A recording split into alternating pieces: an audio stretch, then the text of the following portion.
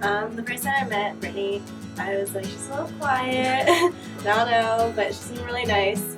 So as we got to know each other better, I realized she's not as quiet as I thought she was. But I've always had a twin, so I didn't think it'd be too much different from that. So just sharing stuff. my favorite memory of living together is probably our face masks at night on certain days. That was always fun. We would walk around, we had green or blue faces. So How would you find bugs? She freaks out and she finds bugs, and I have to watch them or something. Most annoying habit.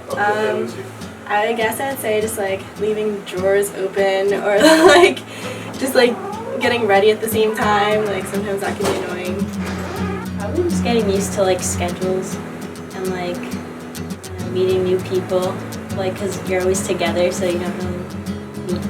I don't know. I like the most that we could I'm best friends with her, so we both go out to eat. I'm hungry, can you come get food with me? And she'll go. We're actually living together next year. Where are you living? 230 Victoria.